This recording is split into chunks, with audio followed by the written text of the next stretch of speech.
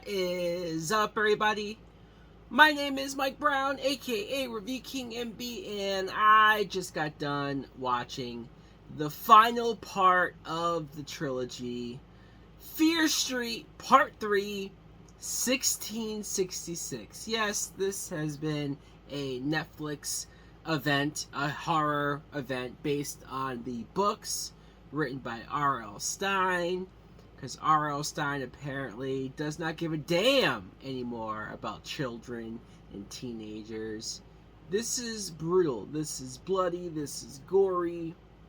In the final part, after seeing the first two parts, 1994 and 1978, this is the origins of the witch, Sarah Freer, and you're seeing not only what happened to Sarah, the whole witch hunt and the curse and how that all began, but you also see the teenagers from 1994 have to deal and have to wrap up the killings and the murders that are going on.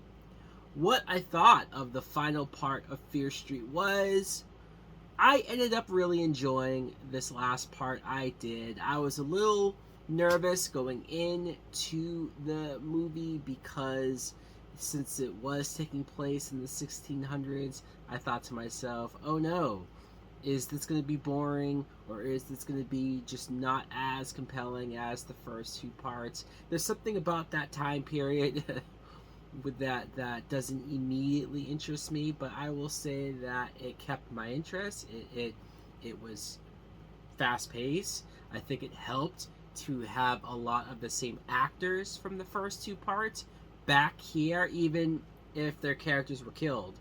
The actors were back as new characters in this story, playing out this situation. I think having the girl from 1994, the main girl, play Sarah was interesting as well. I like that actress, and I did kind of miss her in the second part, so having her back, not only playing Sarah, but playing her actual character, was great.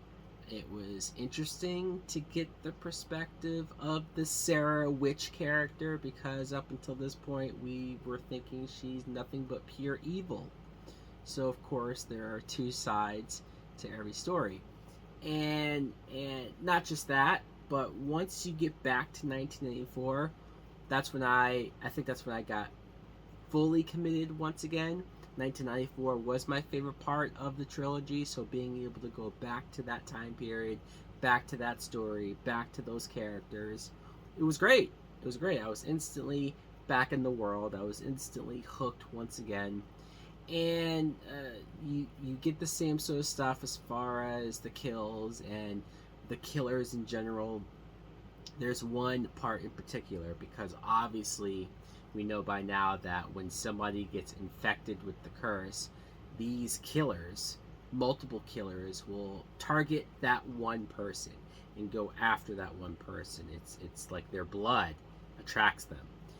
There's a moment when the characters are so smart that they put the character's blood with obviously a water gun. They squirt the blood onto the killers themselves, so that they all just start fighting and killing each other.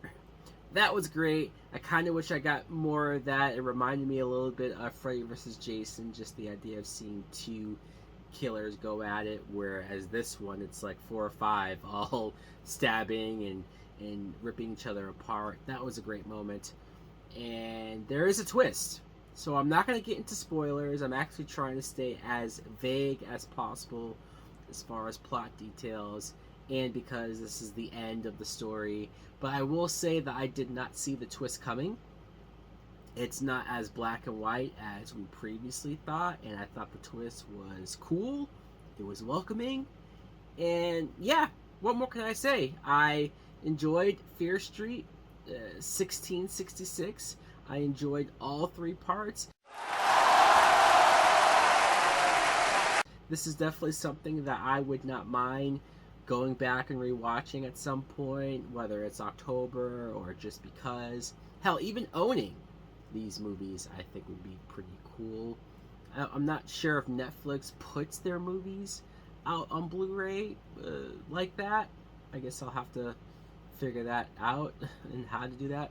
But yes, I'd love to know what you guys thought of not just 1666, but the entire trilogy of Fear Street. Did you like it if you watched all of them as well?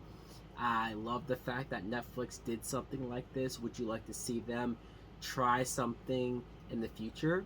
Whether it's another horror property or something along these lines. Putting them out back to back weeks was bold.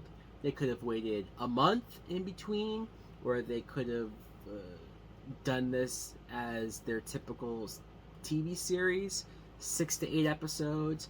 13 would have been too long. I'm impressed that they decided to go this route. Horror movies, 3 back-to-back weeks. I like the format. I kind of hope that they do something again. Anyways, guys, thanks for watching. Like, comment, subscribe. Later!